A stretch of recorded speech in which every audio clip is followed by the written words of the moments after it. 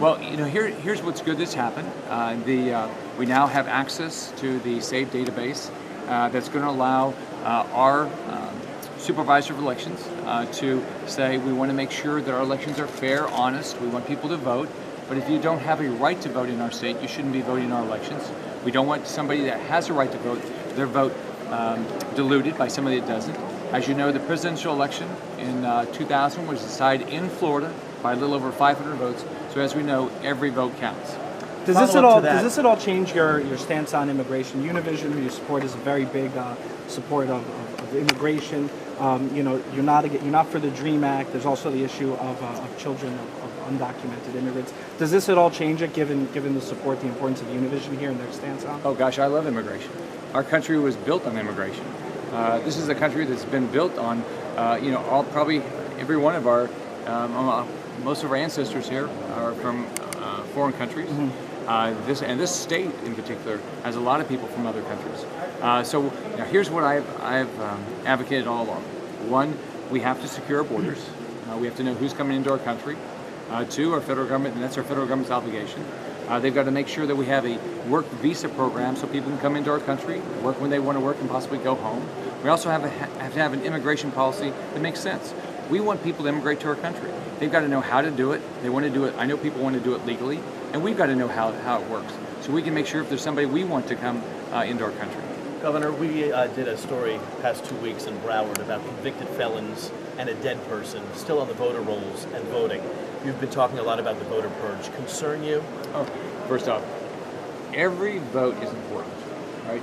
Just think about the history of our country. Part of one of the reasons why we have the freedom we have is that we've had fair, honest elections. We want fair, honest elections. We can't let anybody's vote be diluted. People, there's wars over the right, just purely the right to vote. People overseas in other countries, when they first get their right to vote, they're so excited because they have a chance to pick who's going to represent them. That's what we believe in our country. So anytime somebody that's passed away is on the voter rolls, that's not right.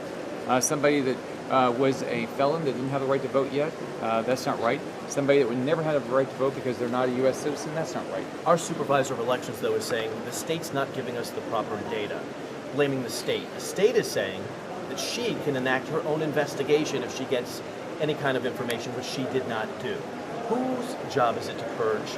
Well, first off, what voter rules should be fair, honest. I mean, the people that have a right to vote, and I tell people all the time, go register to vote if you have a right to.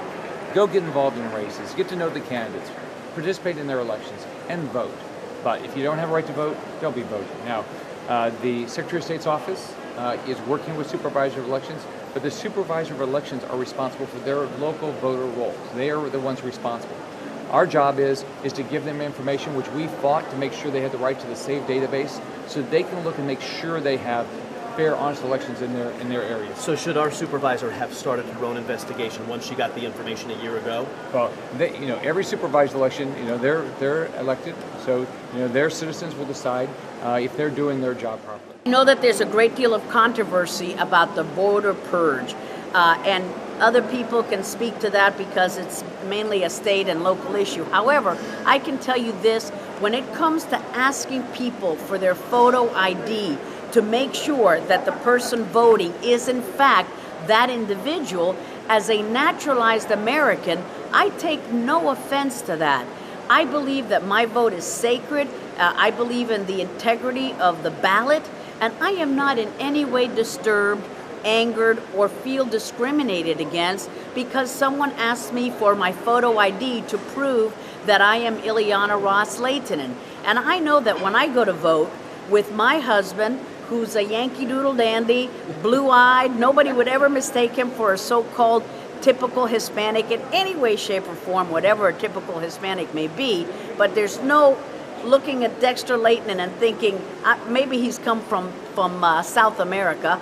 He gets asked for the same photo ID that I get asked. So it's not to racially profile me, it's to maintain the integrity of the ballot. So I very firmly am against all of these groups who pretend to be safeguarding my vote and are saying, oh, they're discriminating against you because you're a naturalized American, because you're a Hispanic American. No, When they ask me for my ID, they want to make sure that my vote is sacred, that my vote has the integrity, that it is me who is voting and not someone else.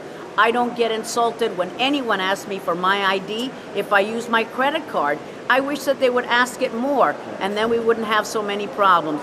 So I say to minorities, especially Hispanic Americans, I'm not going to pretend to talk for other minorities, don't buy into this line that because you're asked for an ID that you are being discriminated against. As a person who's married to a good old Homestead boy, he gets asked for the ID just like I do. He's glad they asked for his ID, and I'm glad I'm asked for my ID. That is not discrimination, that is voter integrity.